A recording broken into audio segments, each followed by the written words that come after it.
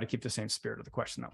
Okay, I moved back to Canada after working in the US for many years on TN visa. I'm not a US citizen or green card holder, okay? As a new tax resident of Canada, I cannot keep my regular brokerage account in the US. Yep, true.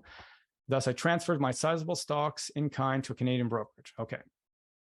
I understand that my previous gains accumulated before I entered Canada are protected from Canadian tax, and there's an adjustment cost basis to my stocks to the fair market value. Yep. Can you clarify when the adjustment occurred to the FMB?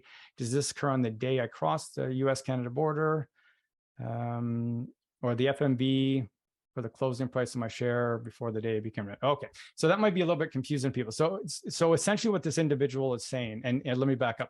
So when you move from the US to Canada, or from anywhere to Canada, you're not going to be taxed on any of your, unless it's Canadian real estate or other Canadian property, you're not going to be taxed on any accrued gains that you earned before you became a Canadian resident. So, simple example, you bought Apple stock when you lived in the US at $100, and now it's $200, and now you're moving to Canada. You moved to Canada when Apple stock's $200 and you sell it immediately. You pay no tax because you're going to get a bump in your cost base to fair market value. So the gain from 100 to 200 is protected from Canadian tax. You will still have a gain in the US on the $100, but you essentially get a reset when you move to Canada for any accrued gains that you earned, not on things like pensions, but just regular investment accounts or US real estate when you enter Canada. So they do that so that you're not taxed on many years of prior year gains. So this individual is asking, what is the timing of that?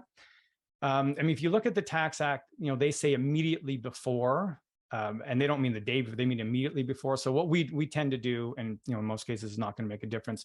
You just use the closing price on the day you become a Canadian resident, and use those values as your fair market value when you enter, and that becomes your new cost base for Canadian purposes, which can actually be quite tricky, because then that's why I'm not a big fan of leaving investment accounts in the US.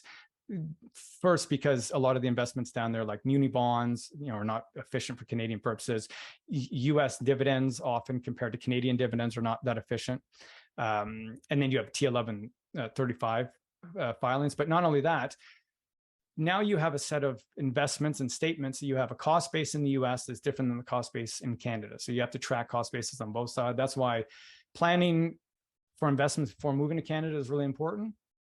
But yeah, to answer this question, I would just use the closing price on the day you move to Canada, or not the day you move necessarily, but the day that you set up for your residence, which is often the same date. So the day you become a Canadian resident, that would be the day that you use the closing price for all your stocks to readjust your basis on the Canadian side.